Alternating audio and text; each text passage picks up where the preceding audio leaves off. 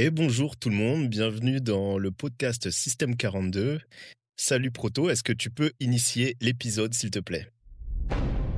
Tentative de connexion. Accès au secteur R12 autorisé. Protocole Système 42 activé. Je suis Proto, votre intelligence artificielle. J'initialise une nouvelle session. Bienvenue à vous, archiviste. Alors salut, nous sommes en présence de Younout. Salut Younout. Hello. Salut Pierre, comment ça va? Ça va très bien, merci. Et toi? Et coucou Montaigne, comment tu vas? Super bien, très content d'être avec vous. Top. Eh ben, on va pouvoir passer à la suite. Est-ce que Proto, tu peux initialiser la partie news? Phase 1, le bruit des données. Scan des actualités récentes. Archiviste, soumettez vos signaux. Donc on commence par cette super partie news. Est-ce que Younout, t'as quelques éléments à nous présenter ce mois-ci? J'en ai un. Donc en fait, un qui résout un problème bien pratique, où on s'est retrouvé plein de fois, donc à récupérer des fichiers sous forme de tableaux d'octets, voilà, qui nous arrivent, qu'on reçoit par API, par exemple. Et une des questions qu'on se pose pour continuer le traitement, c'est de savoir quel est le format de la donnée qu'il y a derrière. Mhm. À ça, il y a 2 enfin, jusqu'à présent, on a pu avoir des approches, on va dire, qui étaient basées sur des librairies existantes comme la libmagic ou libmagic qui est déjà dans l'écosystème Python et sous Linux et cetera. Sauf que bon, cette librairie, elle est un peu vieille, elle a pas de très bons résultats de détection, donc de qualification de quel est le type de contenu. Donc à savoir si c'est du PDF, si c'est, un exécutable, si c'est une image, et cetera. Et là, Google, la news de ce mois-ci, c'est que Google a fait une release, majeure en 1.0 d'une librairie qu'ils ont open sourcée qui s'appelle Magica. Original. Original, ouais. Et en fait, cette lib, elle a des résultats de très, très, très bons résultats. Ils ont même écrit un papier de recherche sur la validation qu'ils ont pu faire, ils sont à plus de 80 presque à 90 de bonne détection. C'est comment ils ont résolu le problème? Ils ont résolu le problème en entraînant un petit modèle de classification et qui prend en charge, on va dire, plusieurs centaines, je crois, de formats de fichiers différents.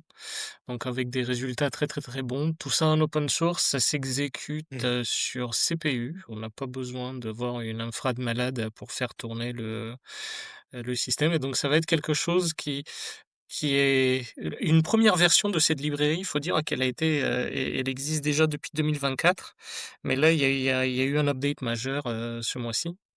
Et donc ça peut être intégré, par exemple, dans des logiciels comme des antivirus, ça peut être intégré dans des logiciels métiers, hein, ou dans des logiciels qui font du traitement de données par de l'IA, où justement on a besoin Mhm. de cette classification de contenu avant, du type de contenu avant. Voilà. D'accord.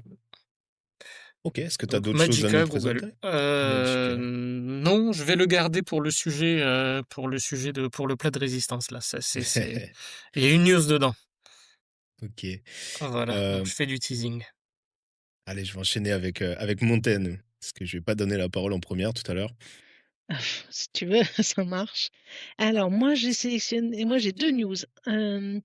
Une, c'est juste parce que ça m'a saoulée, enfin ça m'a saoulée, oui, un peu quand même. Je suis, potentiellement, comment dire? Victime d'un biais dans un algo. Donc je sais pas si vous l'avez vu passer, mais c'est que moi ça n'arrête pas de passer sur mon feed LinkedIn, sur le fait qu'en fait, potentiellement les postes de femmes sont moins mis en avant que ceux des hommes et donc c'est sorti, je sais pas, il y a, 1 mois aux US et avec, des nanas, en sociologie et cetera, enfin qui ont monté un petit setup de test en disant: «Bah, si je change mon genre et puis, mon nom, sur LinkedIn, avec le même post, qu'est-ce que ça donne?» Et donc, ils font des fois 3 fois 4.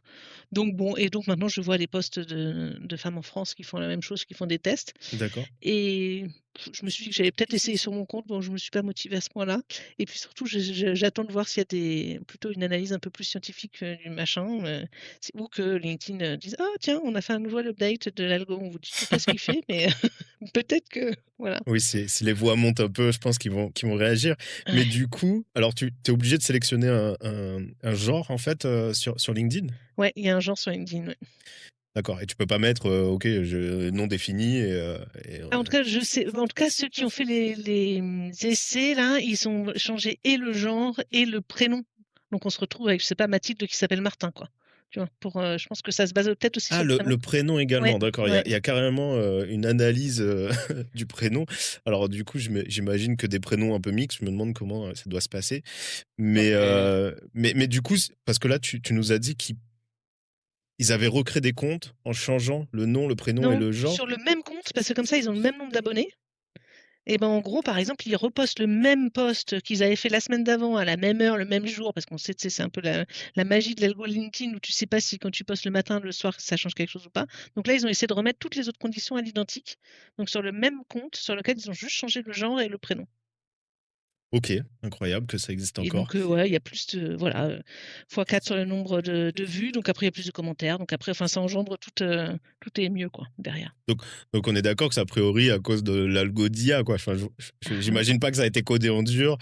Tiens, si ces Non, femmes, non, c'est peut-être juste le setup d'entraînement, c'est peut-être, enfin, je pense, ça doit être les conditions d'apprentissage de l'algo, qui ont dû en générer ce biais, hein, je pense. Mais, ça, c'est de la bon, supposition de ma part, donc, derrière, il faudra aller man- voir un peu plus, ce qui s'y ressort, quoi. Mais évidemment, ils communiquent pas sur le sujet, parce qu'ils se font taguer sur tous les tags, sur tous les posts ou des nanas qui essayent, quoi. Waouh, ça serait trop sympa. Ah ouais, Voilà. ok. Donc ça, c'était la petite news, réseaux sociaux et la deuxième, un peu plus, dans mon domaine à moi et donc, c'est sur, des chercheurs qui créent un vaccin, qui cherchent un vaccin, pour donc là, c'était le Mpox, c'est ce qu'on appelait avant la variole du singe. On l'appelle la variole du singe parce qu'en fait, et le vaccin de la variole fonctionne, plus ou moins, sur cette maladie et donc, là, en fait, ils ont utilisé une approche, en gros de recherche de vaccins, mais qui est inversée par rapport à ce qu'on fait d'habitude grâce à l'IA. Donc, je trouvais ça super intéressant parce que ça donne des perspectives, heu, scientifiques de recherche qui sont vraiment sympas. Donc en gros, pour vous expliquer le concept, d'habitude pour créer un vaccin, en fait, on part du pathogène, la maladie, quoi, le virus, la bactérie. On l'analyse, on regarde, voilà, à quoi c'est fait qu'est-ce qu'il y a à la surface, genre, quelles protéines et cetera, pour aller repérer ce qui est spécifique à ce virus-là. Et puis pour que se dire: «Ah bah, maintenant si je balance juste cette protéine, genre, dans l'organisme va apprendre à le reconnaître, à se battre contre et quand, il y aura la vraie maladie, il sera déjà entraîné pour réussir à se battre contre cette maladie». Retrouver cette protéine qui soit spécifique, c'est vraiment, pas simple et donc là, en fait, ils sont partis dans l'autre sens. De dire maintenant avec les moyens de l'IA et ben, ils ont pris des gens qui étaient infectés par, cette maladie-là, le Mpox. Ils ont sorti tous les anticorps donc ouais, donc anticorps, tout ce qui permet de repérer une maladie qui était dans le corps de ces personnes-là. Mais donc, depuis que les anticorps, on en a contre toutes les maladies. Donc, si les gens ont 20 ans, ça fait 20 ans de maladie dans le sang.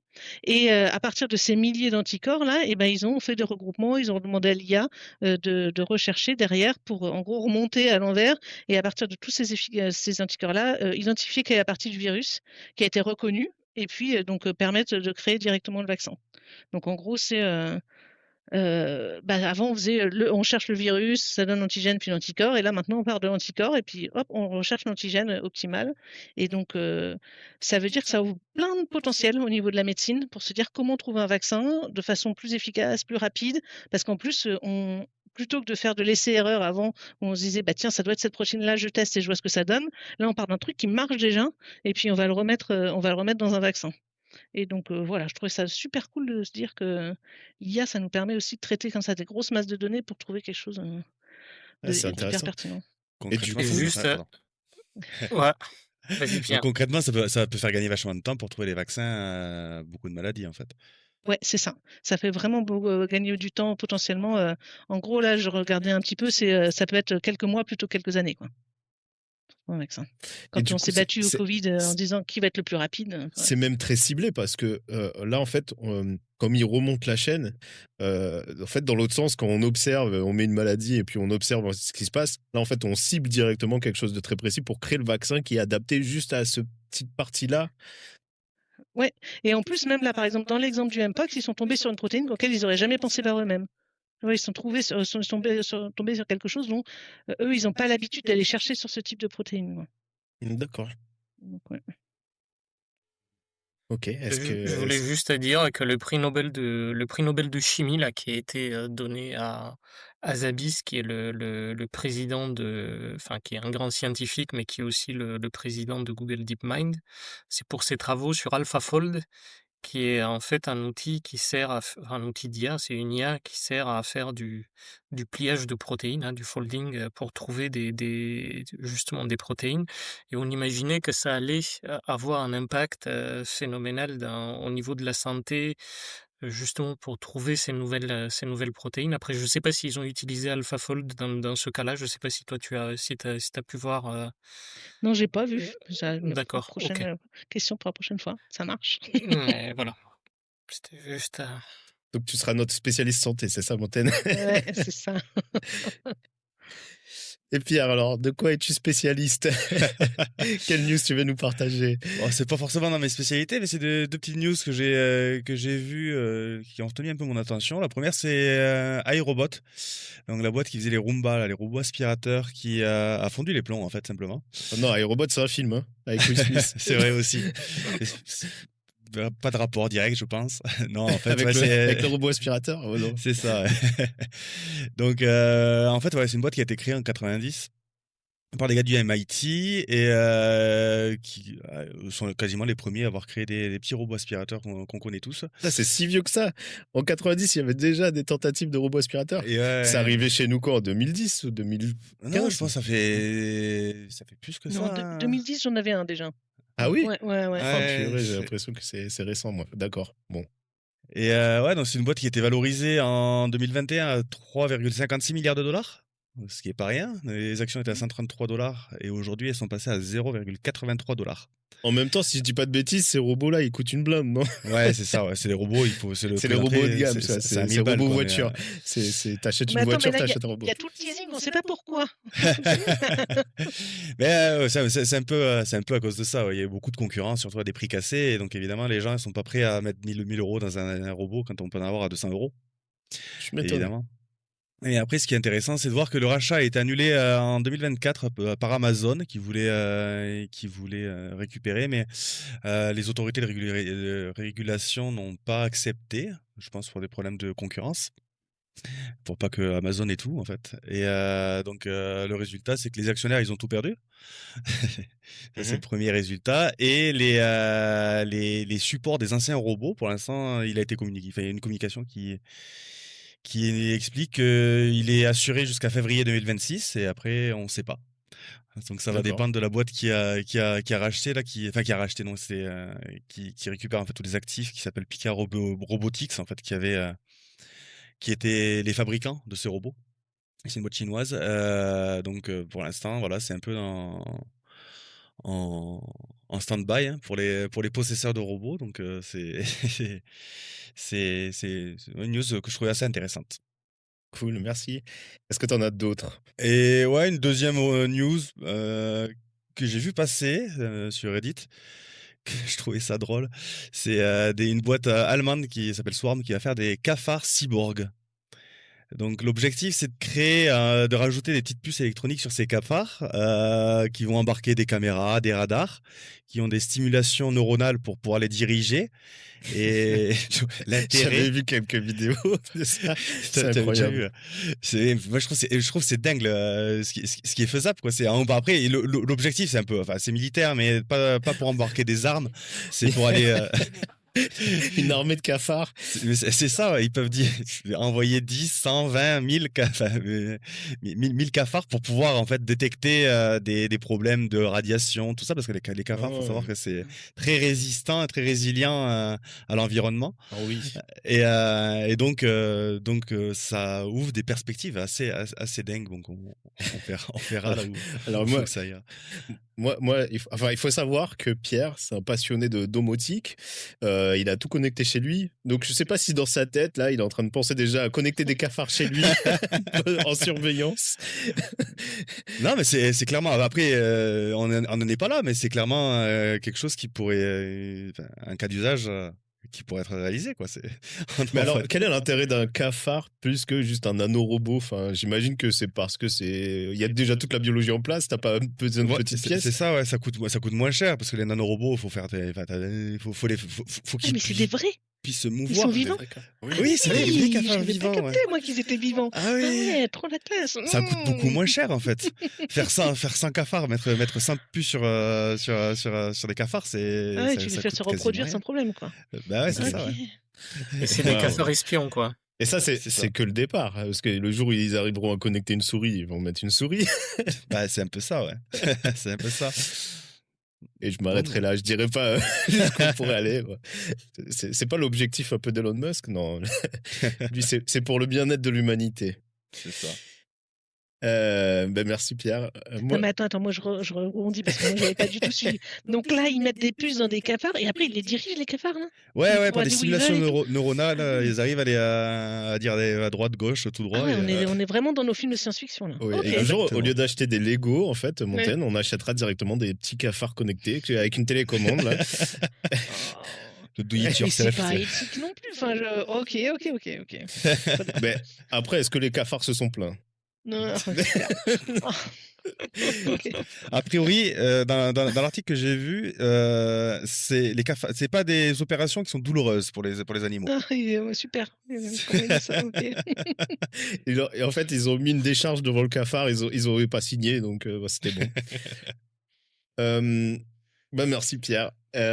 Moi, j'ai une news que vous avez dû pouvoir passer. Il y a Yann Lequin qui a quitté Meta. Ça a fait parler beaucoup, en fait, en tout cas dans le monde de l'IA, que cette personne-là quitte Meta, parce qu'en fait, il faut comprendre pourquoi c'est un événement. Parce qu'en fait, déjà, Yann Lequin, si vous le connaissez pas, c'est un peu le pionnier de l'IA moderne. C'est lui qui a été un peu à l'origine, on va dire, d'une transformation. Il n'était pas sur les modèles de langage, sur les modèles visuels, mais il a remis un peu le deep learning, en fait, au goût du jour. C'est lui qui a inventé les réseaux de neurones convolutionnels.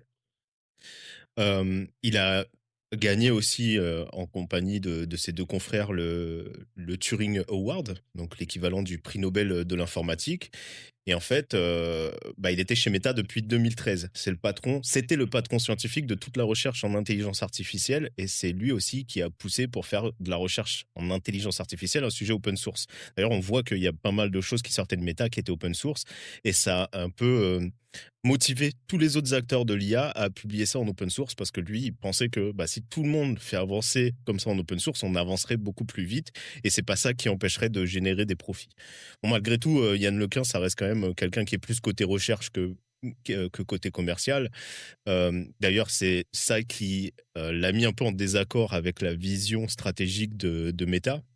C'est que lui, il est poussé à fond côté recherche fondamentale, sauf que le marché veut qu'on pousse plutôt côté commercial avec tous les modèles de langage qui existent actuellement.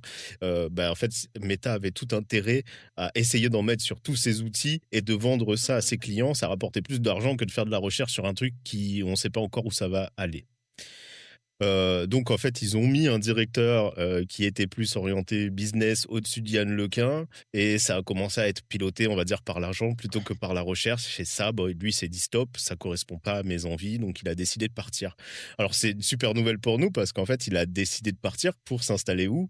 A priori, c'est une start-up à Paris. Je sais pas si ça a été acté, mais en tout cas, il a parlé de créer sa start-up à Paris. Donc c'est un Français de base, c'est un Breton si je dis pas de bêtises, hein, Pierre. Et du coup, qui revient s'installer à Paris, c'est une bonne opportunité pour la France de s'en saisir parce que c'est quand même une tronche le mec, quoi. Alors lui, pourquoi il n'était pas d'accord avec les LLM actuels? Parce qu'il a toujours prôné quelque chose qu'il appelle les world models. En fait, pour lui, il appelle les LLM les perroquets savants. Alors, c'est pas la seule personne que j'ai entendu dire, mais en fait, pour lui, les LLM sont clairement dans une impasse parce que c'est resté très sur la génération de texte et en fait les modèles d'intelligence artificielle, si on veut passer à une étape supérieure, pour lui, il faudrait passer à des choses qui interagissent avec l'environnement, avec le monde physique, qui comprennent un peu le monde physique. Donc lui, il avait l'intention de dire, en fait, il faut pas s'arrêter au langage, il faut pouvoir rajouter du visuel, en fait, de l'information visuelle, de l'information de l'espace, 3D, voire plus que ça, de l'audio, des sens, etc., à une intelligence artificielle pour qu'on puisse passer à une échelle d'une intelligence supérieure. Alors, il va pas parler d'AGI, lui préfère parler d'AMI pour Advanced Machine Intelligence. Il a toujours été contre ces termes un peu marketing. Mais en tout cas, voilà pourquoi il a quitté Meta pour créer sa nouvelle startup et bosser là-dessus. D'ailleurs, c'est pas le seul. Il y a DeepMind qui bosse aussi sur ce sujet-là. Il y a Fei Li, qui est aussi une des marraines, on va dire, de l'intelligence artificielle moderne. Il y a des grands acteurs qui se placent sur ces modèles de type world model, et je pense que ça va faire couler pas mal d'encre et ça va être les prochaines avancées. Je crois qu'Younous aussi, je ne sais pas si tu te souviens, on avait vu une conférence à Toulouse d'un chercheur qui parlait aussi de ces modèles-là qui interagissaient Avec le le monde modèle physique, ouais. Ouais, avec le monde physique et la recherche à Toulouse était portée là-dessus en se disant ouais. la prochaine étape de l'intelligence artificielle, c'est d'avoir l'agentivité, donc d'interagir directement avec le monde. Et voilà. Voilà pour la partie news. Cool. Est-ce que Proto, tu peux passer à la suite, s'il te plaît? Phase 1 terminée. Archivage des news en cours. Transition vers le fragment de savoir principal. Chargement du sujet du jour. À vous, archiviste. Alors, on passe maintenant au sujet. Il va y avoir 2 sujets. Je te laisse commencer, Younout, parce que je crois que tu as un super sujet sur les puces photoniques, sur les CPU photoniques, si je dis pas de bêtises. Oui, Qu'est-ce en que fait, c'est que ça encore? il y a, enfin, c'est une vieille idée, hein, mais je suis tombé sur une news enfin, et une vidéo YouTube assez intéressante sur le sujet, et donc ça m'a donné envie de recreuser. Et comme on se voyait aujourd'hui, je me suis dit, tiens, ça pouvait faire un bon sujet pour pour le podcast. Alors, juste un disclaimer, hein, donc c'est un travail de vulgarisation qu'on fait là. On va parler beaucoup de phénomènes physiques, hein, donc il faut savoir que moi je suis plutôt ingénieur logiciel, que mon dernier cours de physique a eu lieu quelque part dans les années 2000, au tout début, et que bon là on va dire que j'ai creusé le sujet, mais je suis pas sur mon domaine de spécialité. Néanmoins, je pense que le niveau vulgarisation et compréhension du sujet, il va être bon. Voilà, donc en fait, l'idée c'est quoi? C'est de se dire que peut-être on rentre dans une ère du photon, où le calcul, où probablement les prochains unités de calcul, processeurs, fonctionneront à la lumière, ou peut-être aussi une approche hybride entre électronique et lumière, et donc l'utilisation du photon. Donc on a quelque part un match là entre les photons et les électrons pour faire du calcul. Et donc, enfin, si on regarde un peu quel est le problème auquel on fait face aujourd'hui avec l'électronique, c'est, bon, si vous êtes un peu gamer, ou si, j'en sais rien, si vous avez lancé une mise à jour, importante sur votre ordinateur, quel qu'il soit, à un moment donné, vous avez pu remarquer qu'il peut chauffer plus, que les ventilateurs tournent, et d'ailleurs, par exemple, nous qui travaillons dans l'IA, moi, dans ma pièce, j'ai 1 degré et demi de plus par rapport au reste de la maison, à Surtout avec cause de ta mon nouvelle machine. à cause de à cause de ma machine, ouais. Voilà, donc c'est pas un défaut de fabrication, c'est un peu l'effet secondaire de l'électronique. Alors, depuis 50 ans, ce qu'on a vu, c'est on avait la loi de Moore, c'est-à-dire on doublait le nombre de transistors qui étaient à l'intérieur d'un CPU et on diminuait sa taille. Et on a fait ça jusqu'à arriver aujourd'hui à des structures, à des gravures. Donc le transistor sur le CPU, il fait 3 nanomètres. Donc 3 nanomètres, c'est autour de 3 atomes. Donc on se dit que diminuer la structure plus que ça commence à devenir vraiment très compliqué. Ça va être Et un en peu chaud, plus hein. de ouais, ça va être super chaud. Et en plus de ça, bon, on a miniaturisé, mais ça a un coût. C'est qu'en fait, pour faire passer des électrons dans des tuyaux aussi petits, ça crée une friction énorme. Donc on a le fameux effet de Joule, c'est d'où la chaleur. Et donc aujourd'hui, on considère qu'on est, ouais, qu'on est face à un problème qui s'appelle le power wall, c'est-à-dire que l'industrie des semi-conducteurs est un peu coincée hein, pour aller plus vite. Il faut plus d'énergie. Donc il faut plus d'énergie soit pour les calculs, soit de toute façon après, il va falloir de l'énergie pour refroidir les systèmes.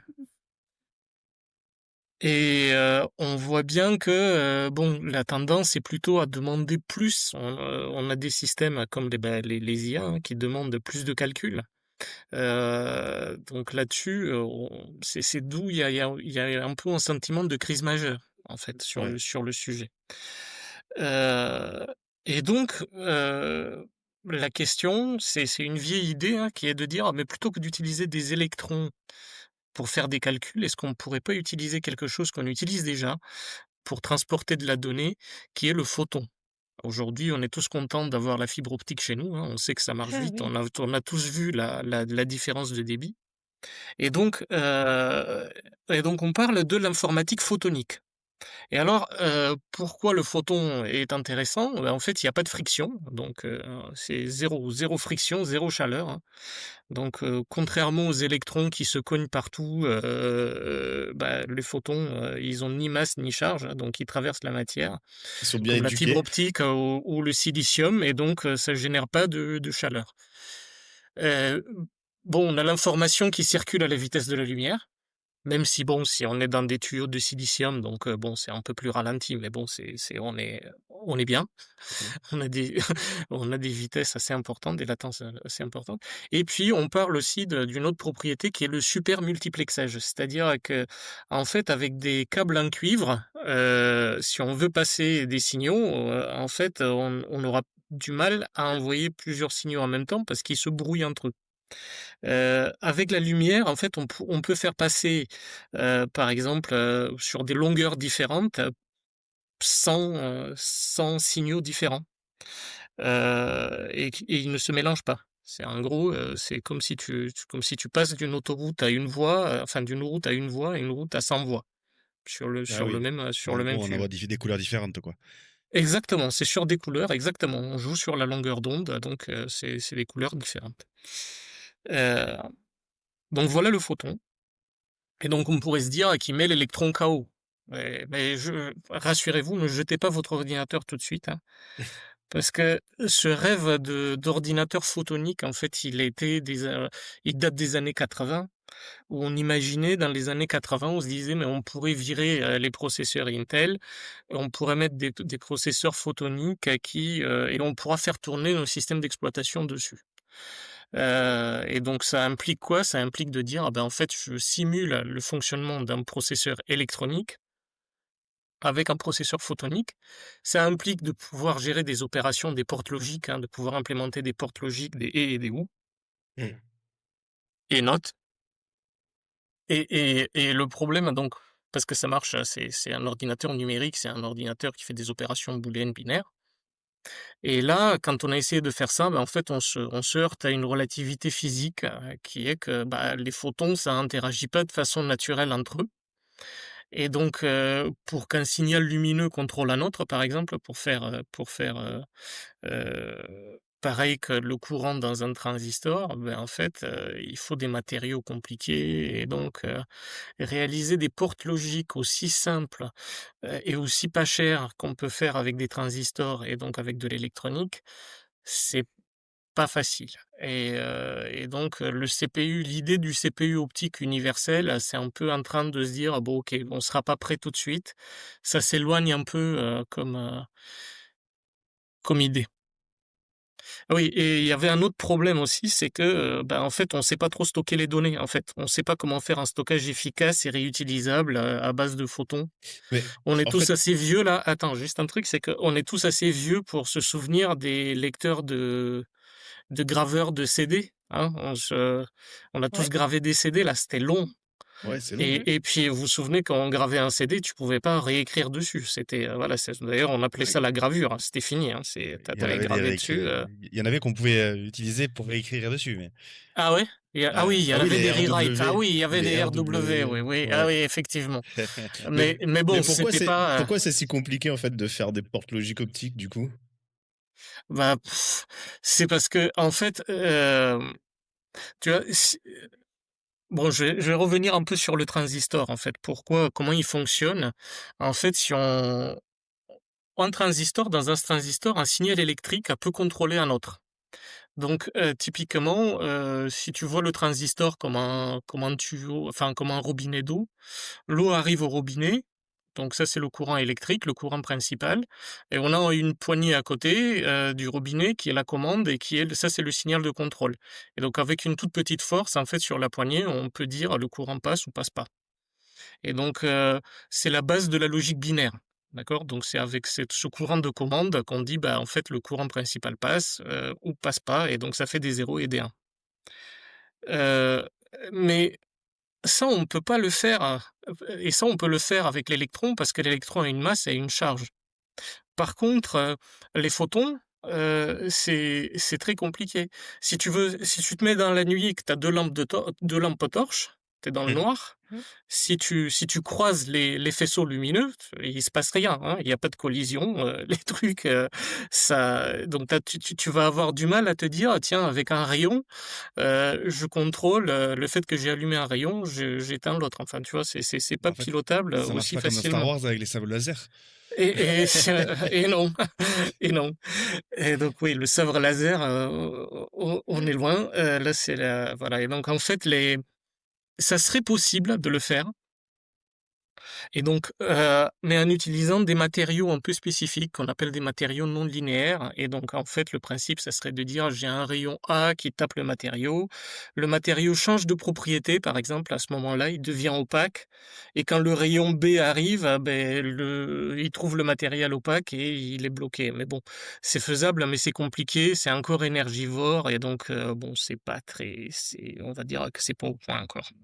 Et sachant que là, hem, tout à l'heure, en fait, tu as parlé du nanomètre pour définir, au niveau atome. Donc là, l'électron, si je dis pas de bêtises, c'est encore plus petit. Photon, Donc tu veux dire? au niveau C'est Ouais. le photon, pardon. photon. Ah oui, oui, oui, c'est tout Et petit. du Ouais, coup, ça ouais. voudrait dire que les matériaux dont tu parles, il faudrait qu'ils soient, adaptés à cette taille, quoi? Bah, c'est surtout, il faut qu'ils soient adaptés au fait que, ils aient des comportements différents en fonction de quelle, onde de lumière les touche pour qu'ils changent de propriété. Ouais, C'est, voilà. Donc, bon, on n'est Oh pas, disons que c'est super. faisable, mais bon, c'est on est loin. Et donc là, en fait, si tu nous en parles aujourd'hui, c'est que ça doit quand même servir à quelque chose, non? Heu, Ou c'est oui, juste comme ça c'est pour vrai la que beauté de la science? je le vends mal, mais si, ça sert à quelque chose. C'est pour la beauté de la science, mais pas que. Donc ça sert à la sacro-sainte, IA générative. Donc certes, donc on n'est pas capable de faire avec ce processeur photonique quelque chose qui soit, universel. Par contre, ce qu'on voit, c'est que par cet effet de super multiplexage qu'on peut faire dessus, ça peut être un outil redoutable pour faire des calculs matriciels. Et donc, comme dans l'IA, bah, on passe de notre temps à faire ça, c'est super utile. Et le choc, ça vient de Chine, donc c'est ça la news là, en fait, qui date de début décembre, donc encore une fois la Chine, hein, derrière vous. En fait, c'est des chercheurs d'une université, je sais pas si je vais le prononcer bien, c'est Tsinghua. Bon, voilà. On Je te suis croit. pas sûr de mon chinois. Donc ils ont dévoilé un processeur, pour l'IA alimenté à la lumière qui tourne à une fréquence de 12,5 gigahertz. Donc ce processeur pulvérise vraiment tous les records.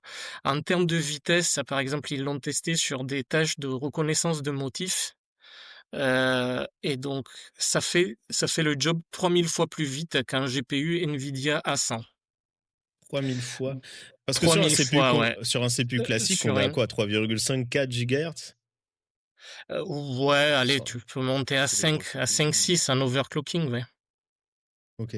Mais alors j'ai une question parce que tu as parlé de calcul matriciel, mais en fait, comment on calcule avec la lumière? Et bien, en fait, le calcul, donc en fait, c'est ce calcul numérique, l'ordinateur numérique, celui qu'on connaît, en fait, il fait du calcul pas à pas. Donc, on est déjà dans un univers discret, on travaille avec des zéros et des 1. Les nombres, on les représente en binaire, hein. Et on a une horloge, les fameux gigahertz là, que vous voyez écrit sur vos processeurs en fait, Ouais. c'est, la cadence à laquelle on est capable de faire des opérations. Et en fait, pour faire, une addition, une multiplication et cetera, en fait, on balance, des milliards d'opérations sur ces transistors qui bougent des zéros et des 1. Mmh. Donc c'est ça où ça a un coût énergétique, et c'est là où ça vient le coût énergétique parce que vous imaginez le nombre de milliards d'activations qu'on doit faire sur des milliards de transistors pour multiplier 2 grosses matrices dans le cas d'une IA. Et donc par contre le processeur photonique, lui, il fait du calcul au vol. Donc déjà là, on n'est plus dans un univers discret d'un 0 et 1, on est dans ce qu'on appelle un ordinateur analogique. Donc on est dans un univers continu. Hein, donc avec des valeurs qui varient entre 0 et 1. Un peu comme si, je sais pas si, dans la moi j'avais ça, à la maison, un variateur pour la lumière, tu sais, où Ah oui, oui, tu mettais une intensité. Donc c'est pas le l'interrupteur potentiomètre. qui fait on-off, donc là l'interrupteur on-off, ça serait plutôt le CPU actuel. Là, on aurait le variateur pour faire varier l'intensité. Et donc, l'idée avec enfin, pour comprendre un peu comment la magie opère, c'est, vous voyez, si on a une photo et qu'on veut lui appliquer un filtre pour dire: «Ah tiens, je veux qu'elle prenne une teinte verte», avec un CPU, on prendrait chaque pixel, on fait une opération au niveau de chaque pixel, on augmente le niveau de vert. Et voilà. Et donc ça, c'est, le calcul. Donc en fait, on voit bien que c'est inefficace. Imaginez maintenant que je suis dans le monde optique, j'ai un verre qui a la bonne teinte de vert, je le mets devant ma photo et il suffit juste que l'image que Eh oui. la photo, elle devient verte instantanément puisqu'il suffit juste que la lumière passe de l'autre côté. Donc, voilà, donc c'est un peu le truc. Et en fait, pour arriver à ça, on utilise un truc qui s'appelle un inféromètre de Mach et Zehnder, dont j'ignorais l'existence. Je pensais que c'était quelque chose de ultra nouveau, ultra hype, et cetera. Non, en fait, il s'agit d'un inféromètre optique créé pour la première fois en 1891. Et donc on applique les principes de ce truc, au calcul photonique. Donc on peut le voir comme un multiplicateur analogique. Donc tu imagines, tu as l'entrée, donc à l'entrée, tu as l'intensité de la lumière qui Mmh. arrive. Tu as un paramètre qui est ton poids, ça c'est le facteur multiplicateur. Donc là, ce qui se passe, c'est que l'inféromètre là, va appliquer un déphasage, je vous expliquerai comment. Et la sortie, en fait, en sortie, tu as le résultat de la multiplication. Et donc, en fait, pour comprendre comment ça se passe, cet inféromètre, il y a dedans, il y a un séparateur de faisceaux, c'est-à-dire que tu as la lumière qui arrive, et il est divisé en deux chemins. Donc, on peut dire on balance moitié-moitié, en fait, sur deux canaux différents. Ensuite, tu as un déphaseur. Donc là-dessus, qu'est-ce qu'on fait? Soit on chauffe légèrement, soit on balance un circuit en champ électrique qui est l'équivalent de notre paramètre, qui déforme un peu, qui déphase l'onde.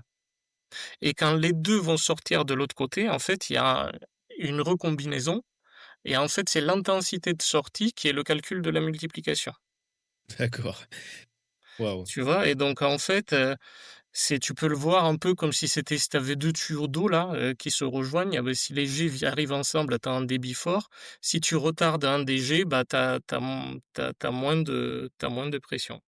Voilà, Heu, tu as moins de débit. en fait, j'ai plein de questions, mais mais déjà, en fait, j'imagine les mecs qui vont devoir refaire tous les ordinateurs qui sont à base de binaires, pour refaire ensuite derrière l'assembleur, pour refaire tous les langages qu'il y a derrière. Déjà, t'imagines la réécriture de cette partie-là? Justement, je pense que ça va pas se produire parce qu'en fait, pour les raisons que je disais avant, en fait, l'électronique, elle va continuer à vivre. C'est juste qu'en fait, on trouve des use cases vraiment très intéressants, pour le calcul matriciel, le calcul parallèle Ah, et ça va être donc très voilà. spécifique à des parties, donc Voilà, donc notamment l'IA, par exemple. ça va être l'IA et d'autres trucs.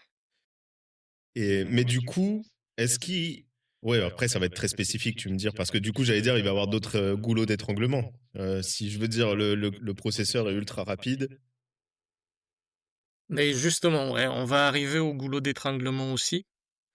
Hem, mais en fait, ouais, c'est pas si vous voulez, c'est pas que la Chine qui s'intéresse au sujet, juste pour reprendre un peu mon fil là, parce que l'idée c'est bon, vous avez compris comment on fait les calculs. L'idée, c'est aussi de dire que ce processeur photonique, il est intéressant aussi parce que c'est un véritable champ de bataille géopolitique et stratégique, en fait. Dans le sens où beaucoup de grandes puissances, en fait, ch voient une opportunité pour passer devant et prendre le lead sur l'IA.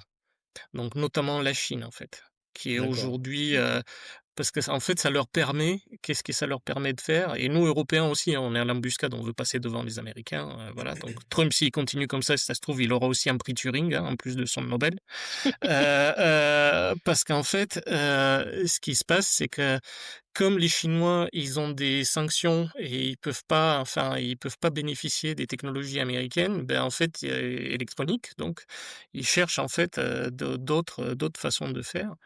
Et donc, ils s'intéressent beaucoup au sujet. Mais la France aussi, c'est un pôle d'excellence. À Grenoble, il y a Photonics Valley avec le CEA Leti, qui est un laboratoire de recherche super fort, qui ont fait un spin-off avec un écosystème de start-up, qui ont résolu des problèmes vraiment super importants pour arriver à faire de la fonderie de ces processeurs, photonique. Il y a une boîte qui est initialement, enfin, son cœur de métier, c'est le calcul quantique, mais ils s'appuient aussi sur le photonique pour arriver à délivrer OK. leur première super ordinateur là.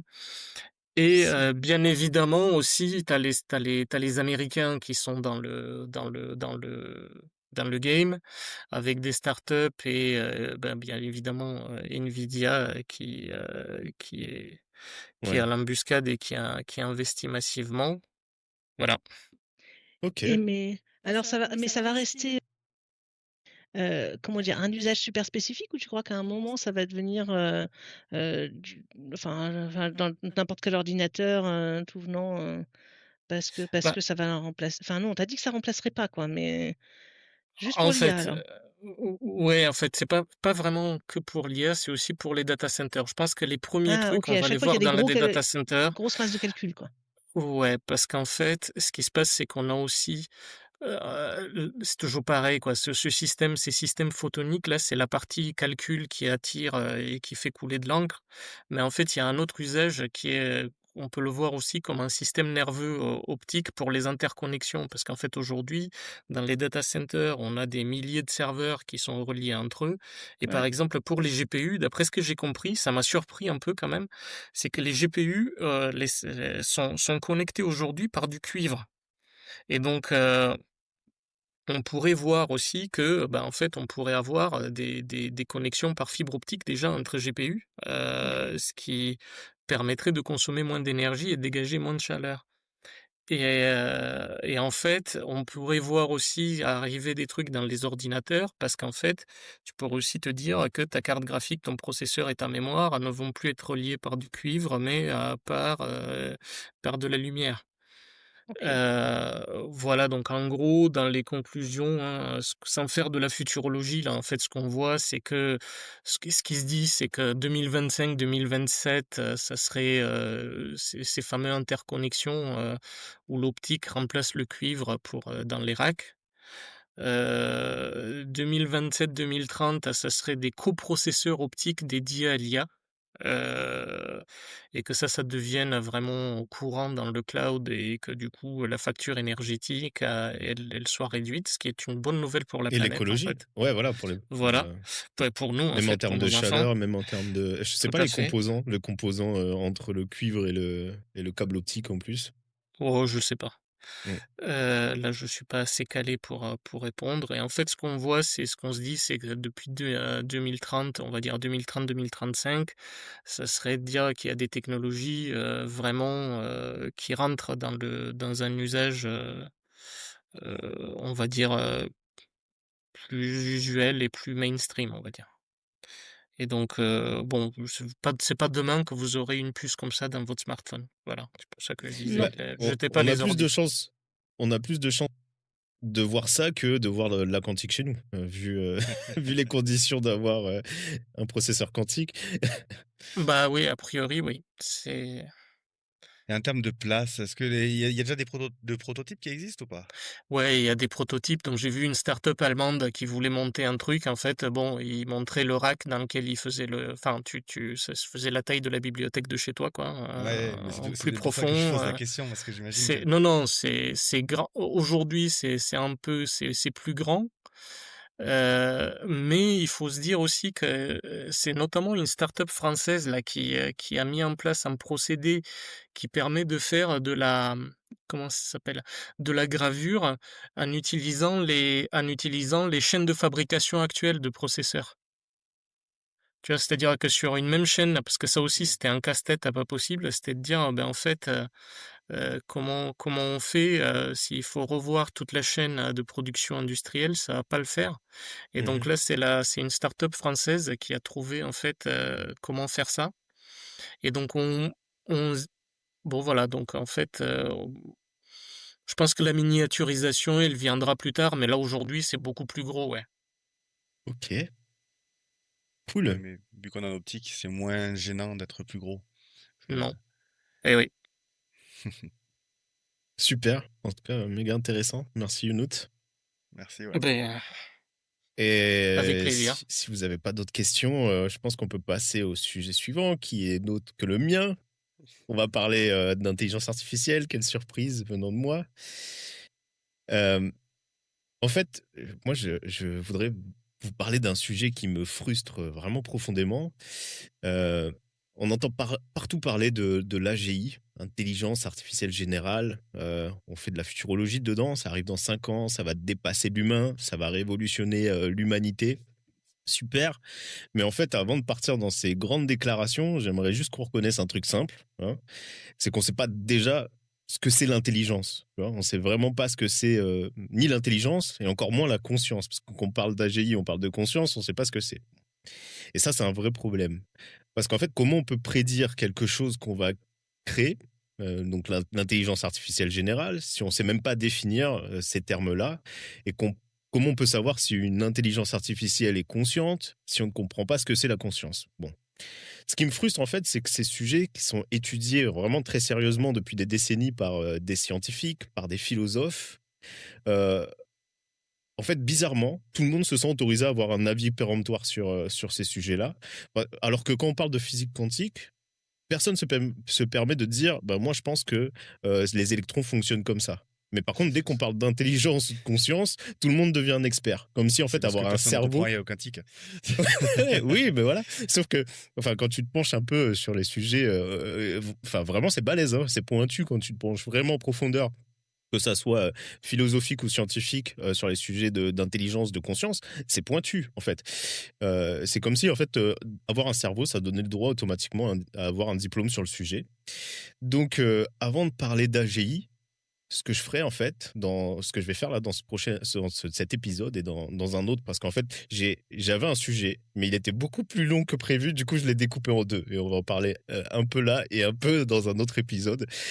Donc je vous propose un peu de poser les bases de c'est quoi l'intelligence, c'est quoi la conscience et pourquoi en fait c'est si difficile de les définir. Alors d'abord l'intelligence. On utilise le mot intelligence tout le temps. On essaye de les définir précisément. C'est un peu le bordel. qu'est-ce que c'est l'intelligence? Est-ce que c'est la capacité à résoudre des problèmes, à s'adapter, à apprendre, à raisonner abstraitement, à manipuler des symboles, à survivre dans un environnement, ou c'est tout ça à la fois? En psychologie, on a le quotient intellectuel, hein, qui mesure certaines capacités cognitives, mais bon, on sait que c'est maintenant les psychologues eux-mêmes disent que c'est une mesure très partielle. On peut avoir un QI en fait moyen et réussir brillamment dans sa vie, et avoir des QI élevés mais en galérer dans sa vie en fait. C'est une mesure si on le regarde que par d'un prisme. Il y a Howard Gardner qui est venu un peu enrichir ça en disant mais en fait il y a des intelligences multiples. On a des intelligences linguistiques, logico-mathématiques, spatiales, musicales, corporelles, interpersonnelles, intrapersonnelles, enfin bref, plein d'intelligences.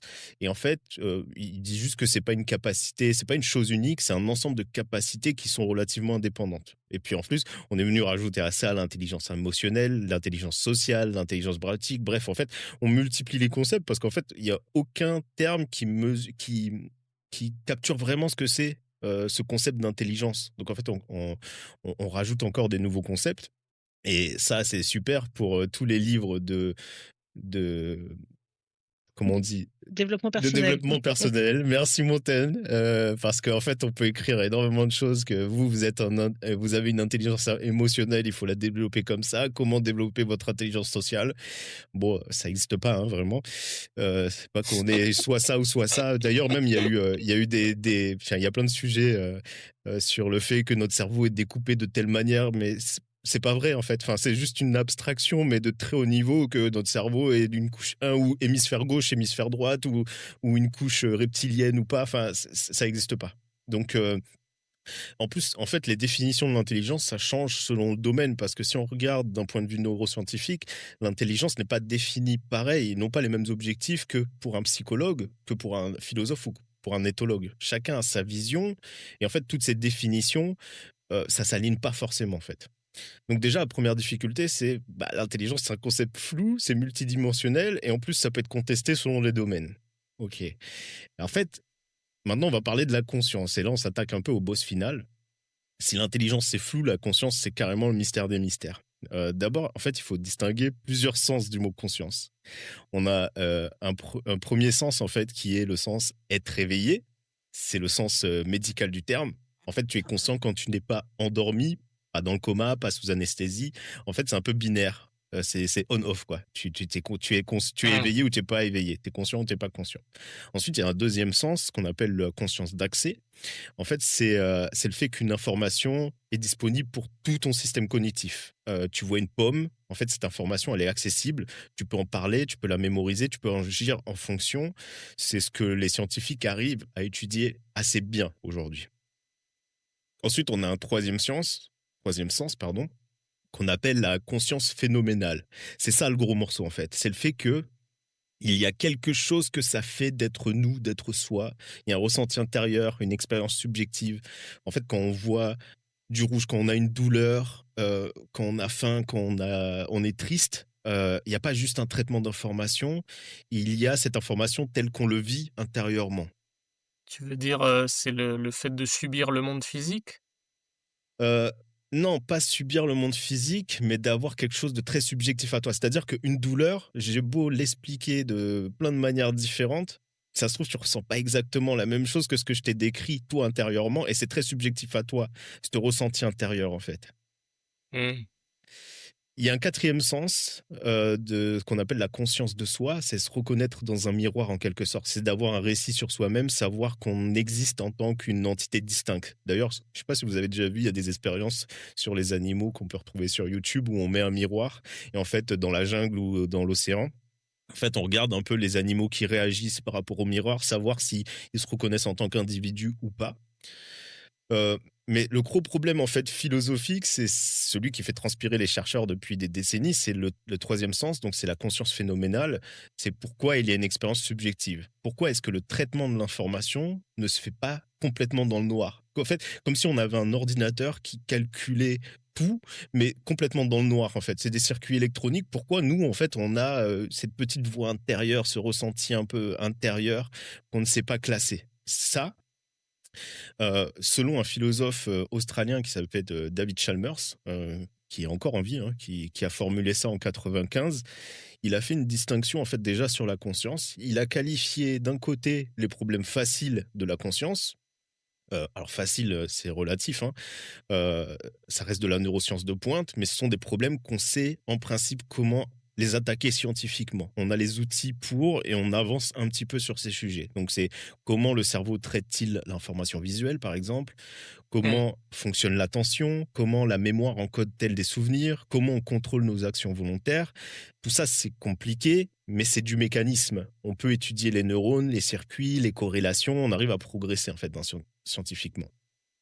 De l'autre côté, il a appelé ce qu'on appelle le hard problem, le problème difficile de la conscience. Pourquoi? En fait, tous ces processus s'accompagnent-ils d'une expérience subjective?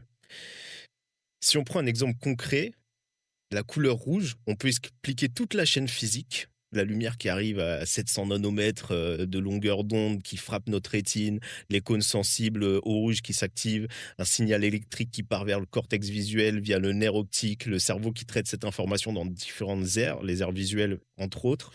Tu identifies que c'est du rouge, tu peux le nommer, tu peux agir en fonction. Tout ça, ça reste le problème facile. On peut le décrire, le mesurer, le modéliser. Mais pourquoi voir du rouge, ça fait quelque chose? Pourquoi il y a cette qualité subjective, ce rougeness en fait que tu expérimentes de l'intérieur? En fait, un robot pourrait faire exactement ce même traitement d'information. Tu vois, si on il avait les mêmes capacités de percevoir du rouge, qu'il le traite en fait dans différents euh, puces électroniques, il pourrait détecter la longueur d'onde, les catégoriser comme rouge. Mais en fait, est-ce que ce robot-là, il y aurait quelque chose de ressentir ce rouge comme nous on le ressent ce rouge, quoi? C'est ça en fait le problème difficile. Et vous voyez Ouais. même en Mais ça voudrait dire, par exemple, c'est quoi? Donc on voit des rouges. Alors est-ce que la question c'est de se dire, je sais pas, chez moi par exemple, quand je dis vert, le voisin il n'est pas d'accord, c'est bleu et donc ça c'est du subjectif ou c'est plutôt de se dire: «Tiens, quand je vois du rouge, j'aime ou j'aime pas?» parce que ça reste en intérieur, c'est moi, non, mon avis. c'est pas quelque chose que j'aime ou que j'aime pas, c'est quelque chose que seul toi peux décrire parce que c'est une propriété que toi tu perçois à l'intérieur de toi en fait. La douleur, tu auras beau me la décrire de plein de manières différentes, cette perception que tu as intérieurement, cette conscience que tu as de cette douleur-là, elle sera totalement différente d'une autre personne et ça se trouve, moi je la percevrai jamais pareil, même si on appuie exactement au même endroit, avec les mêmes contextes, avec, même si on avait le même corps, ça se trouve intérieurement, dans notre cerveau, tu le perçois absolument pas pareil parce que c'est une expérience qu'on vit nous-mêmes à travers notre cerveau, de ce qu'on a pu apprendre. C'est cette petite ampoule en fait qui est au milieu, qu'on ne sait pas trop qu'est-ce qu'elle fait là, en fait, dans notre cerveau, cette place-là d'arriver à ressentir des choses d'une manière où on peut pas le mesurer, en fait. On peut pas comprendre ce truc-là. C'est compliqué. En fait, c'est un problème c'est pour ça qu'il appelle ça le problème difficile parce que vous voyez, même moi, en essayant de sortir des définitions, c'est difficile à l'expliquer. Je suis pas un expert du sujet, j'ai lu déjà pas mal. Je suis loin d'être un expert du sujet. Il y en a qui passent leur vie à ça, des scientifiques reconnus qui passent leur vie à ça. On n'a pas la moindre idée de comment résoudre ce problème-là. On ne sait même pas si c'est un problème soluble, en fait, par la science telle qu'on la connaît aujourd'hui. Alors, il y a un mot que vous avez peut-être déjà entendu qui s'appelle les qualia. En fait, c'est ça, ce mot technique qui parle de ces expériences subjectives. Qualia, au singulier, on dit cal. En fait, c'est le comment ça fait, le rouge du rouge, la douleur de la douleur, le goût du café, l'odeur de la rose. Et c'est ça qui est fascinant avec les qualia, c'est que ça résiste totalement à la description objective. Tu peux décrire parfaitement les propriétés chimiques en fait du café, de molécules volatiles, leur interaction avec tes récepteurs olfactifs, gustatifs, les signaux nerveux qui en résultent. Mais en fait, ça ne transmettra jamais ce goût du café à quelqu'un qui n'a jamais bu de café ou quelqu'un qui n'a jamais fumé de clope. Tu pourras jamais en fait lui transmettre ça en fait. Mais d'ailleurs, tiens, je me posais une question. Est-ce que on sait, par exemple, donc, si on prend tous ceux qui de quoi on est fait nous chimiquement, enfin en organisme vivant, est-ce qu'on sait par exemple, est-ce qu'ils créent de la douleur?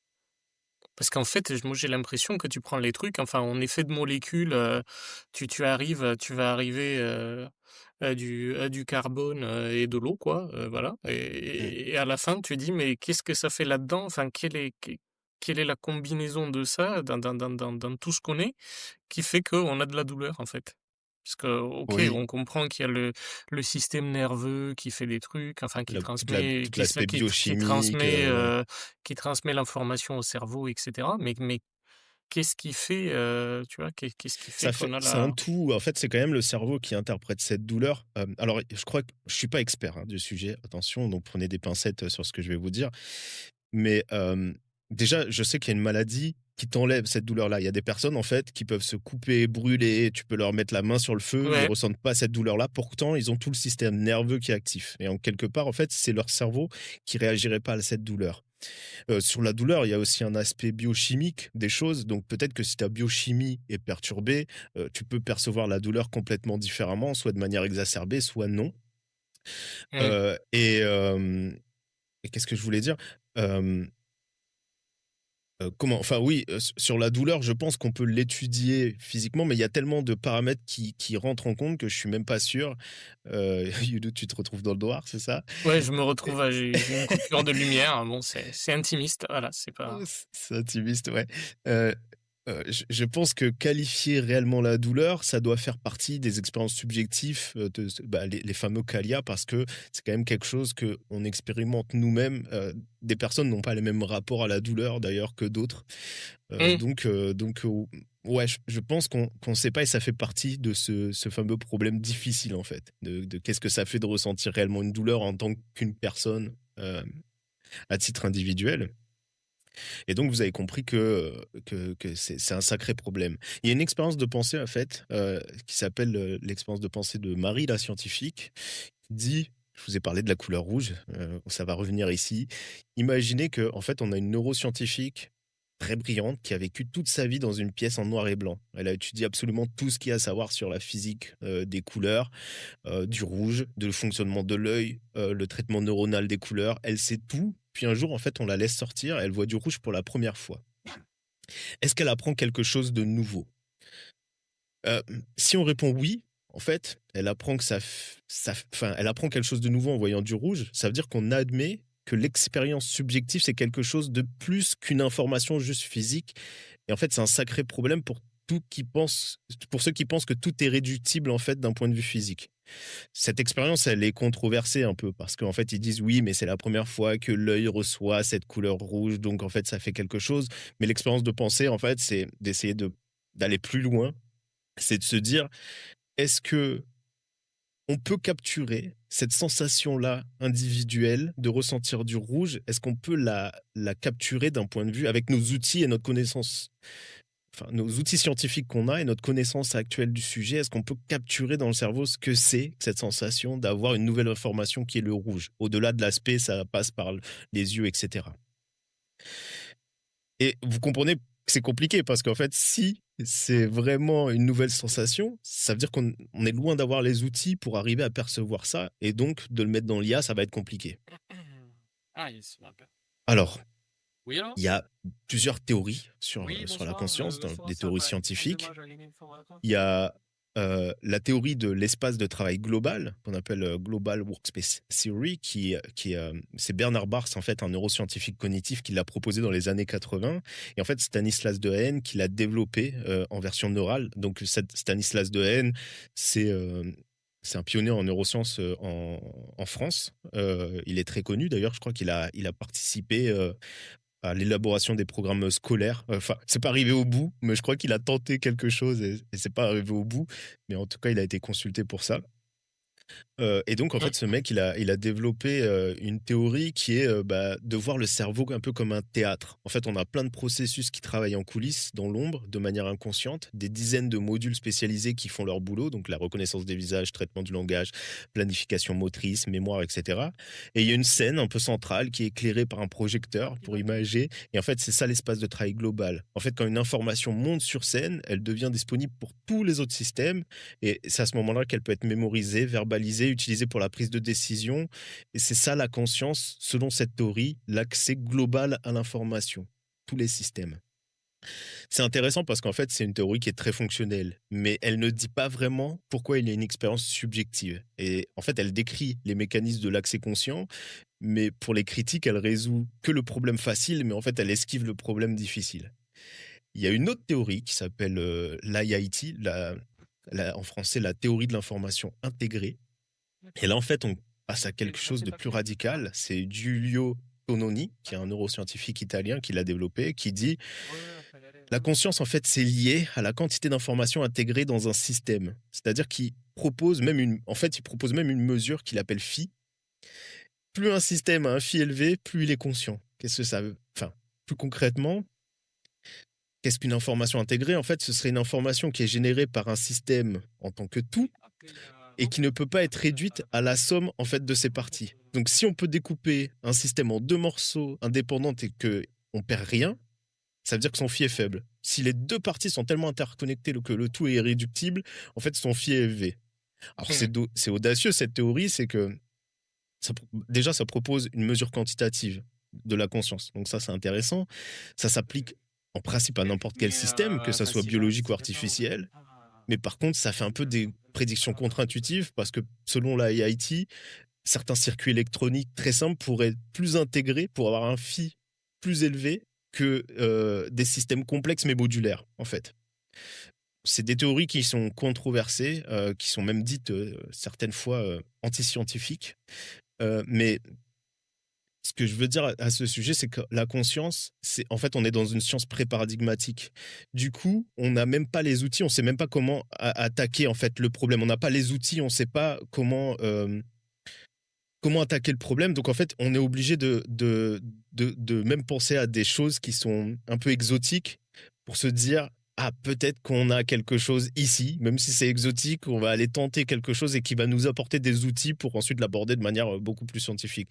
Mais en fait, dans toutes les théories qui existent, il y a des choses qui sont très étranges. Si on le regarde d'un point de vue vraiment terre à terre, il y a des choses qui sont très étranges. Mais les scientifiques ne veulent pas l'écarter, même s'ils ne sont pas sur une position dominante là-dessus, ils ne veulent pas écarter parce qu'on ne comprend pas, en fait, ce que c'est la conscience.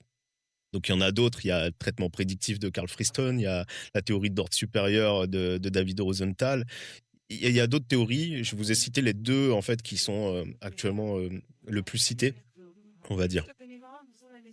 Ensuite, là j'ai parlé d'un point de vue scientifique, les avancées en fait d'un point de vue scientifique et les théories scientifiques, mais il y a aussi des positions philosophiques qui ne sont pas récentes. Par exemple, on a le dualisme qui a été associé à Descartes, parce que le dualisme, en fait, c'est quoi? C'est qu'il a considéré que la matière et l'esprit sont 2 choses différentes. David Chalmers, le philosophe dont vous avez parlé tout à l'heure, l'Australien, lui, il dit... Bon, il n'est pas complètement d'accord avec le dualisme à la Descartes, mais par contre, il dit qu'il y a quand même peut-être une forme de dualisme des propriétés. En fait, la conscience, pour lui, serait une propriété fondamentale qui ne se réduit pas aux propriétés physiques classiques. Ensuite, on a la position qui est matérialisme ou physicalisme, selon les définitions. C'est un peu la position dominante en science. Ça, tout est physique, y compris la conscience. Les états mentaux sont des états cérébraux et le défi, c'est d'expliquer comment en fait, des processus physiques peuvent donner lieu à de l'expérience subjective. Et en fait, pour un matérialiste, on n'a juste pas suffisamment... on est trop loin en fait, sur le sujet pour... comprendre, mais en fait le jour où on aura les outils et la compréhension théorique, on pourra en fait tout simplement expliquer tous ces phénomènes-là. On a le fonctionnalisme en fait qui est une version du matérialisme qui est assez en vogue. En fait, c'est que on se dit que c'est pas ce qui compte pour un état mental, en fait, c'est pas sa matière, c'est sa fonction. Si un système qui soit un neurone en silicium ou autre chose, réalise les mêmes fonctions qu'un cerveau conscient, alors en fait, il est conscient. Du coup, si on arrive à faire des IA en fait, avec les mêmes fonctions, il y aurait une forme de conscience qui va se créer. Il y a un truc qui s'appelle le biologisme. Si je dis pas de bêtises, le biologisme, c'est pour eux en fait, la conscience, ça peut être issue uniquement du cerveau et d'une propriété biologique en fait des choses. S'il y a du silicium, c'est impossible, ça peut venir que du vivant en fait la conscience.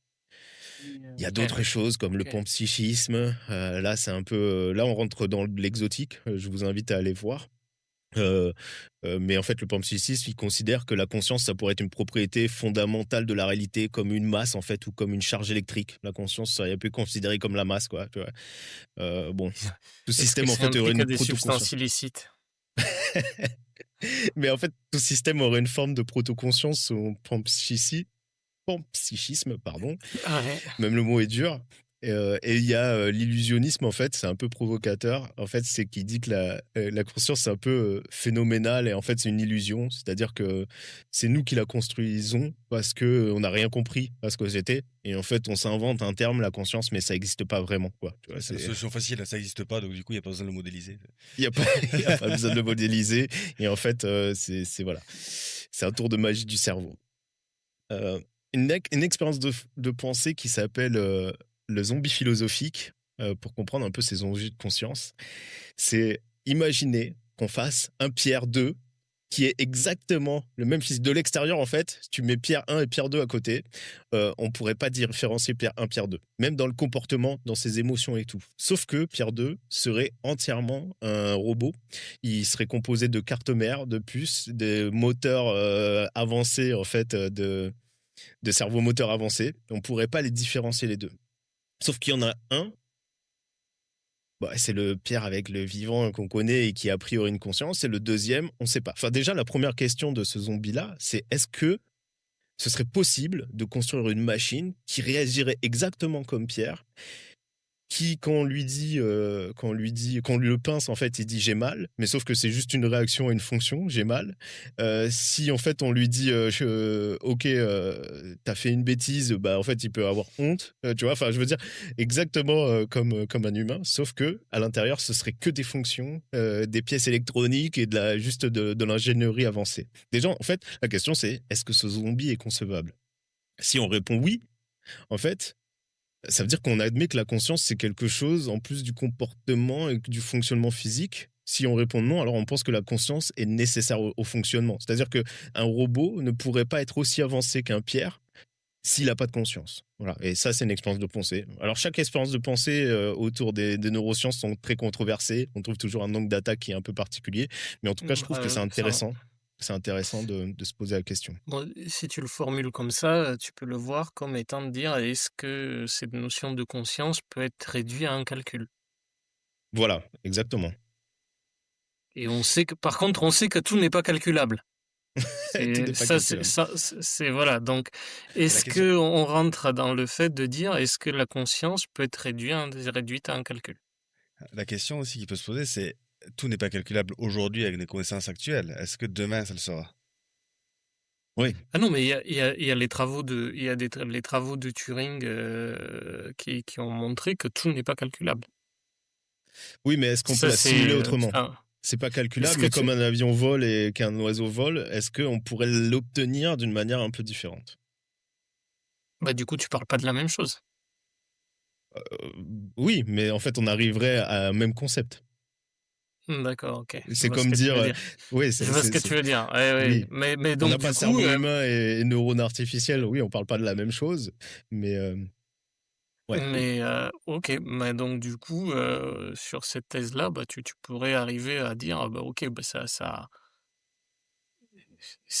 on peut imiter suffisamment, de façon suffisamment approchante, toutes ces questions d'intelligence et de conscience avec des machines, ce qui ferait que ça deviendrait très compliqué, voire impossible, de distinguer vraiment un humain d'un robot. Peut-être. Et je mets enfin un humain ou une machine, je mets de côté les complexités de faire on va dire l'interface graphique, quoi. Mais c'est voilà, Euh, si je vais un peu plus loin dans le sujet, parce que j'ai trouvé ces expériences qui étaient intéressantes et qui remettent en cause toutes ces expériences-là, ces préconçus qu'on peut avoir sur la conscience. Il y a une maladie qu'on appelle le blind sight, la vision aveugle. En fait, il y a des patients qui ont des liaisons dans le cortex visuel. C'est-à-dire qu'ils ont l'œil qui fonctionne et toute la connexion entre l'œil et le cerveau qui fonctionne. Mais par contre, en fait, ils ont une partie du cerveau qui ne capture pas l'image, on va dire, d'un œil particulier. Sur ces patients-là, en fait, on leur a mis un cache-œil sur l'œil où... Enfin, on a séparé les deux yeux, on va dire. Et donc, ce qu'ils voient d'un œil, ils ne voient pas de l'autre et vice-versa. Et en fait, on leur a fait passer sur la partie qui sont censés rien voir, des objets ou alors des objets qui vont dans des sens, donc en mouvement, vertical ou horizontal, ou des formes d'objets, et on leur a demandé de deviner ce qu'il y avait en fait dans l'œil où ils voyaient rien. Et en fait, ils répondent.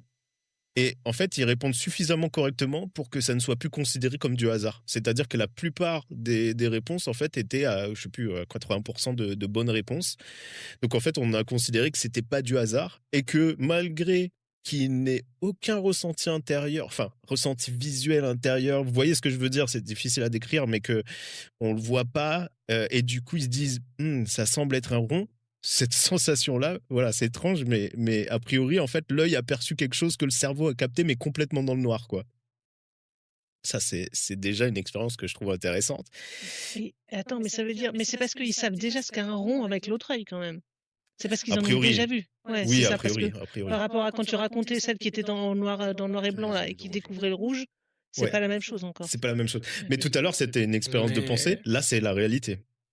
Mais Ah il oui, y a, ok. enfin, moi j'avais lu des choses comme quoi il y avait une plasticité du cerveau qui faisait que bon, si tu as des zones du cerveau qui sont atteintes, tu pourrais par exemple développer des capacités ailleurs dans le cerveau. Tout à fait. Et l'inverse est vrai aussi, c'est-à-dire qu'on voit des gens qui sont sourds, en fait, qui sont fonctionnellement sourds, c'est-à-dire l'organe, l'oreille, elle marche pas, donc le cerveau fait autre chose avec ces neurones-là qui étaient dédiés au son, quoi. Tout à fait. Ça, Et c'est... d'ailleurs, il y a même des maladies très étranges. Il y en a qui disent percevoir le son avec les yeux. Et ça, c'est une maladie psychologique que j'ai vu passer. C'est super étrange, hein, c'est méta. Mais en fait, ils disent ressentir du son avec le visuel. Alors là, je vous dis, ça dépasse tout ce que je peux concevoir. Mais ça, vous pouvez taper, hein, c'est une maladie psychologique qui existe, du Ça a l'air percevoir du débile. son avec les yeux. Mais c'est Alors, mais c'est débile. c'est des hallucinations ou c'est... Non, je ne parce saurais que pas je vois... décrire parce que ça les perturbe vraiment beaucoup. Je ne saurais pas dire c'est quoi la Ok, perception. ok. Euh, mais en fait, c'est surtout cet aspect-là de dire. Parce que oui, en fait, que le cerveau, vous savez, les aveugles, comme dit Younout, au bout d'un moment, ils arrivent à comme percevoir la pièce en 3D juste avec certaines sensations qu'ils ont, le déplacement de l'air, j'en sais rien. Mais en fait, il y a quand même une sorte de carte mentale qui se développe intérieurement de ça. Ils voient pas, en fait, il y a quelque chose qui se passe dans leur cerveau. Vous savez, le fameux moi qui me parle dans ma tête, là, en fait, ils perçoivent quelque chose quand même. Alors que là, c'est une expérience nouvelle. C'est comme Ouais. si que, je sais pas, c'est une intuition, quoi. Ça se passe dans le noir. C'est ça qui est un peu étrange. Voilà, ça reste du mystère, hein. Mais voilà une expérience. Il y a une autre expérience, si jamais, je sais pas si vous avez déjà lu des romans un peu autour de la psychiatrie il y a pas si longtemps que ça, 100 ans, 150 ans. C'était assez hard. Et pour soigner l'épilepsie, on faisait un truc en fait, on sectionnait le corps calleux. Donc en fait, le corps calleux, c'est ce qui relie l'hémisphère droit et l'hémisphère gauche de notre cerveau pour soigner cette épilepsie. Et les patients continuent à vivre après ça. Sauf qu'il se Ça passe un s'appelle la truc un peu lobotomie étrange. ou un truc comme ça? C'est que c'est comme si qu'il y avait deux personnalités qui seraient. En fait, il y a toujours la même personne qui a vécu 30 ans et qui a une expérience sur ces deux hémisphères qui ont été enregistrés. Quand on les sépare, déjà, il faut savoir que même si c'est pas général, c'est pas général, ça s'applique pas à tout le monde. L'air du langage, c'est à peu près toujours dans le même hémisphère. Je crois que c'est l'hémisphère gauche, si je dis pas de bêtises.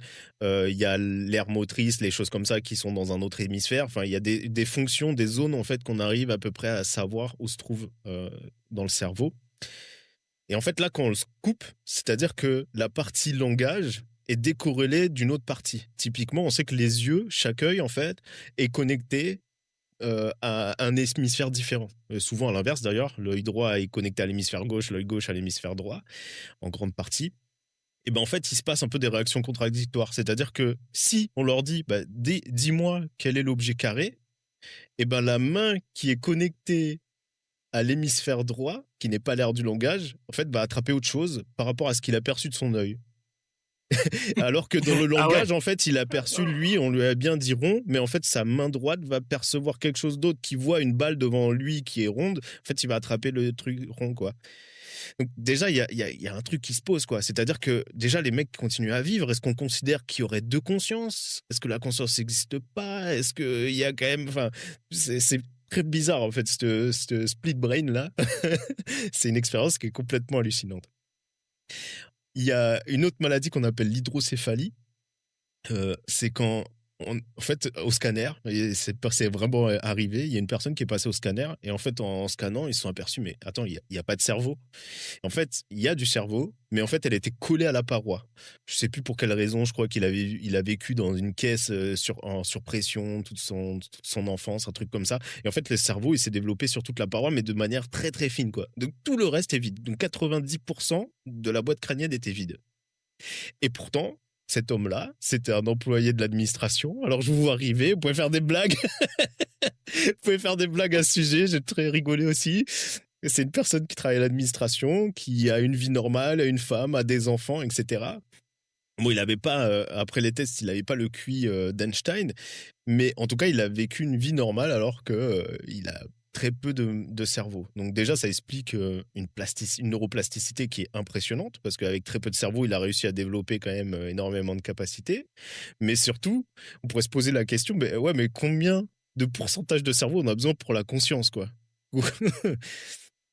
Et puis ensuite, pour terminer, la conscience animale, il y a des neuroscientifiques qui ont signé une déclaration, la déclaration de Cambridge, qui dit qu'il y a de nombreux animaux qui ont une conscience. Donc les mammifères, les oiseaux, les pieuvres, ils possèdent probablement en fait des substrats neurologiques d'une conscience. Donc si la conscience n'est pas réservée aux humains, si elle a émergé plusieurs fois dans l'évolution, qu'est-ce que ça nous dit sur sa nature? Allez, en conclusion, parce que j'ai parlé pas mal, qu'est-ce qu'on retient de tout ça? Bah, d'abord l'humilité, c'est un domaine qui est un peu avant-gardiste, si on peut dire ça. Même la recherche, en fait, n'a pas les bonnes théories, les bonnes définitions, les bons outils pour expliquer la conscience ou l'intelligence biologique. On a des théories scientifiques, en fait, qui s'affrontent, des positions philosophiques qui sont inconciliables. On a un hard problème, le problème difficile de la conscience, on ne sait même pas comment attaquer. Et c'est pour ça, en fait, que les débats sur l'AGI me frustrent autant. C'est parce qu'en fait, on parle de créer une intelligence artificielle générale, parfois avec en fait une conscience artificielle, mais on ne comprend même pas, nous, les concepts de base de ça. Alors, la vraie question, si une IA devient suffisamment puissante, générale et flexible, est-ce qu'elle sera consciente? Est-ce qu'elle devra l'être pour être intelligente, considérée comme intelligente, ou est-ce qu'on peut avoir juste une super intelligence sans aucune expérience intérieure, un zombie philosophique en silicium, un Pierre 2 en silicium? Ces questions ne sont pas de la science-fiction, parce qu'en fait, elles vont déterminer comment on construit ces systèmes et comment on les traite et quels droits on pourrait accorder. Si un robot a une conscience, est-ce qu'il faudrait leur accorder des droits? Est-ce qu'on pourrait les faire souffrir? C'est ce qu'on explorera dans un prochain épisode, parce que j'ai encore plein de choses à vous dire sur la GI. Et en fait, bah, il y a beaucoup de chercheurs et des énormément de personnes scientifiques, hein, qui se posent des questions et du coup, ça me fait juste mal quand je vois sur LinkedIn qu'on dit: «Non mais l'AGI, ça va arriver dans 5 ans» et pour OpenAI, c'est comme ça, bah, parce qu'en fait, vous avez bien compris que déjà de comment vous positionnez scientifiquement, philosophiquement, enfin, ça veut tout et rien dire. Donc ça peut vouloir dire que c'est juste un zombie philosophique sans conscience ou ça peut être plus ou ça a besoin. En fait, bah, ouais, c'est pas clair déjà dans les termes et ça me tue parce que c'est un sujet qui est super important. Ça va toucher énormément de domaines, ça a touché déjà énormément de domaines, que ça soit économique, militaire, que ça soit géopolitique. Ça va être dans l'éducation, ça va transformer les entreprises et en fait, de parler de ça à tout va, je trouve que ça rajoute énormément de confusion et c'est un peu dommage. Tu sais, ça n'engage que ceux qui y croient, hein, donc après moi je me suis fait une idée par rapport à ça, par rapport à ce que fait le marketing. Le marketing prend un concept mal défini et dit: «Vous aurez de l'AGI, dans 5 ans». Eh bien, dans 5 ans, je prends ce que j'ai dans mon logiciel et je vous dis: «Ben voilà, c'est ça l'AGI». Et je vous le vends. Voilà et C'est je vous le vends. C'est, ouais, en fait, voilà, c'est c'est magique. super. Je sais pas si vous avez des questions, sinon on va pouvoir passer à la partie recommandations. Eh beh, passons aux recommandations. Passer en recommandations. Proto, est-ce que tu peux lancer la partie recommandations? Analyse des fragments terminée. Dernière procédure. Partage de fichiers. Archiviste, livrez vos recommandations avant extinction. Ok, bah, je vais commencer par Pierre, tiens, ce coup-ci. Est-ce que tu as des recommandations? Alors moi, je vais faire une petite recommandation qui est dans mon domaine, enfin dans mon hobby principal, qui est la domotique. Il y a pas longtemps, j'ai fait construire une extension dans la maison. Je me suis demandé comment faire pour pouvoir domotiser un maximum de trucs à des tarifs, enfin, enfin, d'une manière générale, le moins cher possible. Parce que on sait bien que la domotique, ça peut aller très vite, faire passer des câbles partout, des baies de brassage, Attends, des- juste pour situer les auditeurs, Pierre a connecté ses toilettes. Ah, pas vraiment connecté, ça D'accord. c'était mon premier truc. Mettre de la musique quand on allume la lumière, c'est pas, c'est pas le truc principal de la maison. Quand tu rentres dans ses toilettes, en fait, la musique s'allume pour, tu vois, au cas où il y a des invités, c'est assez pratique. Exactement, ça met une petite ambiance, ça Ok. détend un peu le sphincter. Bon, ok. Enfin Ça bref. marche. Donc du coup, je me suis posé un peu la question, j'ai regardé un peu ce qui se faisait, bon, sachant que j'ai déjà du Home Assistant à la maison. Donc Home Assistant, c'est un serveur domotique qui est assez connu et assez répandu aujourd'hui, hein, qui a pas de, il y a pas trop d'alternatives. Enfin, il y en a, mais elles sont vieillissantes.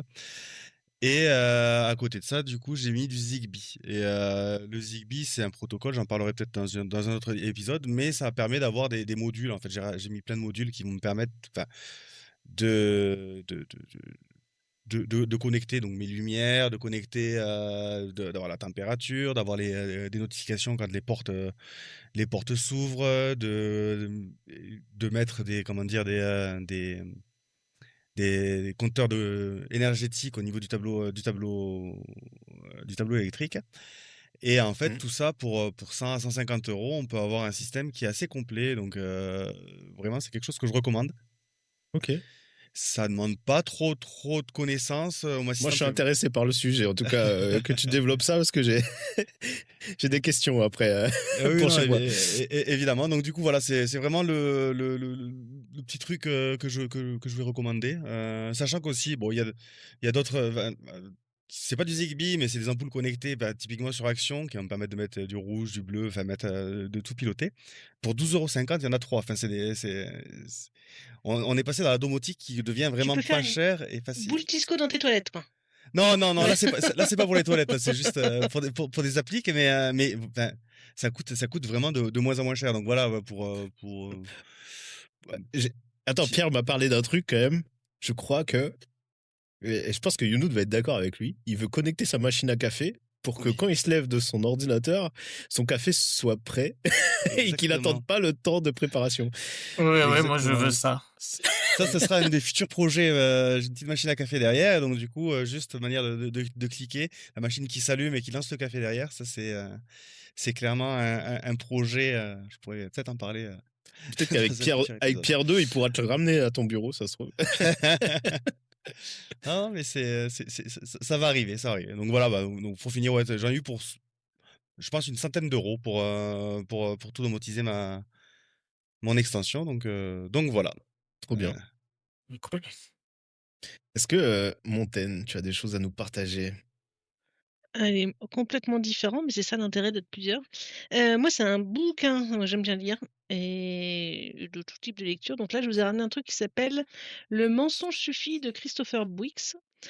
Alors, je me balade dans la librairie, puis c'est juste la 4e de couverture qui m'a intriguée. Donc je vous la lis, ça tient en 4 lignes. Un homme, Ethan Chanseuil, un androïde Milo 128, 120 minutes d'interrogatoire, à l'issue le vote du public sur une simple question: qui dit la vérité? Donc en gros, c'est un huis clos avec c'est l'IA qui est là en tant que enfin qui interroge pour derrière avoir, bon après c'est le côté un peu, vous savez, comment on dit là, en live, enfin la Starac, tous ces trucs là, ça a un nom? Comment c'est Ouais. la Starac sur un interrogatoire quoi et à la fin tu votes, oui, Un coupable ou pas reality show, coupable. quoi. Ouais, Ok. reality show, ouais, c'est ça. Et donc sympa à lire. Ah, j'ai rien appris, hein, d'un point de vue scientifique ou technique sur les IA et cetera. C'est plutôt une expérience de pensée, tiens, expérience de pensée. Donc qui est intéressant, qu'est-ce que ça pourrait devenir dans notre société? Et c'est rigolo parce que là, de t'entendre parler aussi David, je me suis dit: «Tiens, est-ce que cette IA là qui fait l'interrogatoire, elle a une conscience?» Là, l'impression que ça me donne, moi, en ayant lu le bouquin, pas trop, mais je veux bien, s'il y en a qui s'intéressent, ça m'intéresse d'avoir vos retours. Et après, c'est assez sympa à lire et il y a toute une partie avec des pubs Parce que vous savez, il y a des comme dans toute, comme dans tout reality show, là, il y a des pubs à intervalles réguliers au milieu de l'interrogatoire parce que bon, les gens, le but, c'est quand même ça rapporte de l'argent, cette histoire et elles sont assez, je sais pas, grinçantes, j'ai trouvé. Enfin, voilà, c'est bien fait, c'est rigolo. C'est sympa à Ah ouais, lire et OK. rapide, Et, voilà. et du coup, ça t'a fait peur ou pas? Est-ce que ça m'a fait peur? Oh, je me suis sérieusement, si on en arrive là, c'est que notre société va pas bien, quoi. Surtout que oh non, non, mais en fait, c'est pas trop le côté interrogatoire par une IA, c'est ce côté reality show qui me poserait problème, tu vois? Interrogatoire par une IA, à la rigueur, peut-être que l'IA va poser des questions, plus objectives, tu vois? C'est peut-être un peu moins subjectif que ce qu'il pourrait y avoir dans un interrogatoire. Mais après, derrière, j'espère bien qu'il y a, enfin, il y a un juré, c'est pas des enchères avec des pubs au milieu, quoi. Enfin, tu c'est plutôt ça qui me poserait problème, tu vois? Plutôt que ah ouais, tiens, j'y avais pas Ouais. pensé. C'est presque plus le côté reality show qui me pose problème que IA, quoi. Enfin, voilà. Merci beaucoup. Donc Est-ce que d'après tu toi, avais c'est quelque plutôt chose d'autre? science-fiction Non. ou dystopie? Ouais, section dystopie, peut-être proche, je ne sais pas. Hem, Est-ce que Younout, tu as des choses à nous Heu, présenter? pas pour cette fois. Je passe mon tour, à la prochaine. Moi, j'ai un mec là qui me plaît bien, qui est un neuroscientifique, qui est plutôt côté, lui, psychologie, si je dis pas de bêtises, qui s'appelle Albert Moukébert, et vraiment j'aime beaucoup ce qu'il fait sur YouTube. Il a écrit un livre qui s'appelle Neuromania et en fait, il pose tout avec, il met beaucoup d'eau dans son vin et il prend pas parti comme beaucoup prennent parti sur YouTube en disant, «L'IA, ça va être bien, ça va être pas bien» et cetera. Il pose vraiment enfin, il pose beaucoup de choses scientifiques, philosophiques, en nous invitant à aller, lire les choses qu'il y a derrière ça et en nous questionnant nous-mêmes, et voilà, je trouve qu'il a un point de vue qui est super intéressante et sur YouTube, bon, vous allez le retrouver plein de fois et il est assez accessible comme mec. Donc voilà, Albert Moukébert. Younou, tu as levé la main, ça veut dire que tu as retrouvé un sujet? Non, non, Non, c'est il Ah cherche non. juste à j'essayais avoir de de la faire marcher lumière. la lumière La lumière. c'est Younou, tu es dans le je noir depuis cherchais tout la à l'heure, en lumière, fait. Là, voilà donc il va sortir, de sa cage. En tout cas, merci beaucoup les amis, c'était un vrai plaisir d'échanger avec vous.